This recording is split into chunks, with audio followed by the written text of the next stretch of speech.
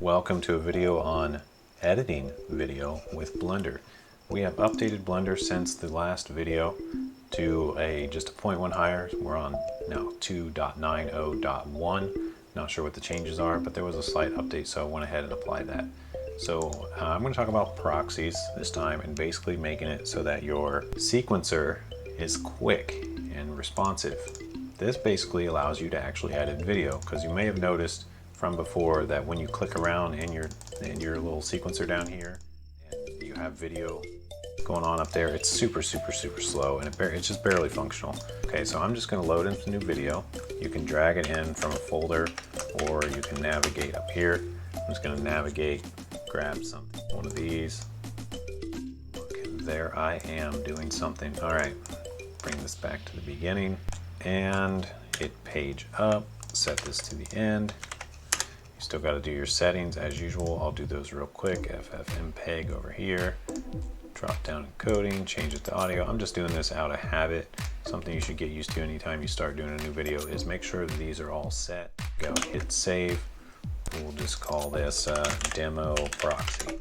So just in case I need to reopen it or it crashes or whatever. So that's the first thing you should do always, even though this is about proxies, it's still about setting up your project so that you can actually work it. So of course, set up your output, set up your settings, hit save. So the first thing I do once I get all my video clips drug in and I want to start editing them, because you know, once you start clicking around and hitting play and going through it, it's super laggy.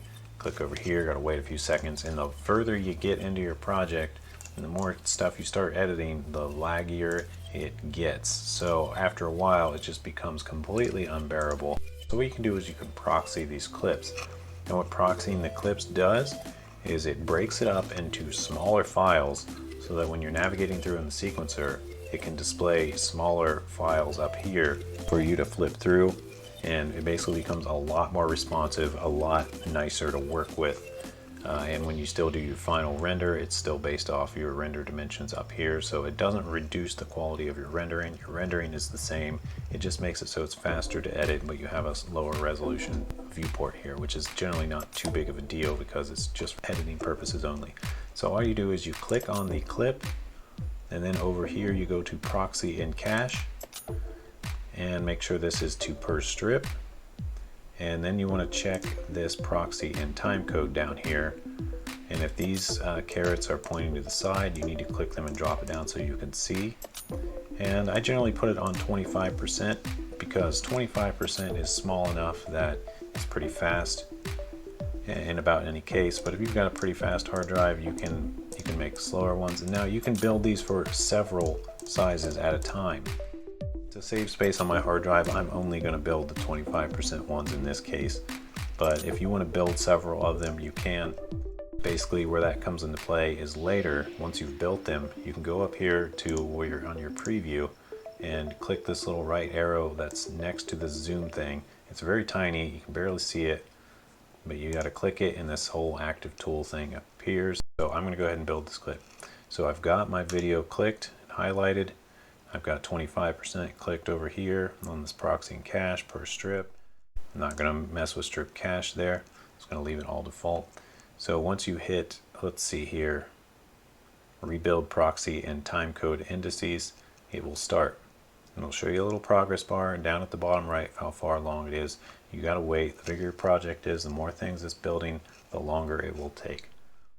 Okay, that has now completed. It went through and built all the proxies. Now we can go up here to where our view is, and actually we got to go down to this view tab. I was on tool before, so actually I got to go to view, and you see here under view settings there is some options here. You can see proxy render size as one of them. So you change this drop down to the 25%, and you see that the quality reduces here. But now when I click through this, it's super snappy, it's instant, and the same with playback. If I hit play on this, it doesn't lag, it's just super fast. So this actually makes it very usable. And there is a technical reason for this, and I'm going to kind of wing this, but just to give you a feeling of why these proxies matter. So when you load in a big video clip and you want to go to a certain section of it, there's this huge chunk of memory. You have to find a certain section in there, or the computer does. And that just takes a whole lot of memory. It takes a whole lot of caching, a lot of things running through the CPU cache, and it just has to do so much work to work with that giant piece of memory and get to a certain index of it. But once you do these proxies, it's now a bunch of small JPEGs, which are they're each individual piece of memory, and they can load each individually super quick rather than having to load the entire clip of video and then navigate. It's just load a tiny image and that's it. So that doesn't necessarily need to make sense, and I'm sort of guessing and assuming a lot of things in that explanation, but that is basically my understanding of why proxies make it so much faster. I don't really mess with any of these other settings. There's a whole bunch of other stuff, but only the stuff I've talked about is all that I ever do when I do this, and that's all it takes to make it snappy, and that's the goal. No need to mess with additional settings. So another thing that people are probably going to ask is, you bring in multiple clips, or you've already done some cuts, so let me bring in another clip here, and I just want to talk quickly about how to do a multiple at once. So drag it in.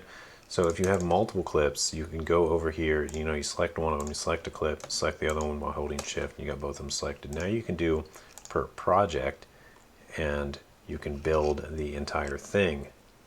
So in this case, if I want to build them both, now when I hit rebuild, it's going to build them all. Well, I guess per strip, if you have them selected, should rebuild them all as long as I have multiple selected. Or I can, you can go through one by one and do them. But if you have multi-selected, it should do it per strip. But if you just want to do your whole project, you can hit project and rebuild your whole project at once, and that will do it. So I hope that helps with your editing and making it faster and making it, all the cutting and everything else is still the same. Just makes it snappy. And once again, it doesn't affect the final render resolution. So when you go up to render animation and get it in your output directory, that quality is still going to be the same. So very important, super nice, definitely something you want to do right away after getting your clips in. It's worth the time of building the proxies because it ends up saving you so much more time and also so much frustration, because one of the most frustrating things about video editing is that whole lag time in your sequencer and in your edits, and this just is a solution. So most video editors do have this sort of thing. Well, that's it for this video. Let me know if you have any questions. See you in the next one.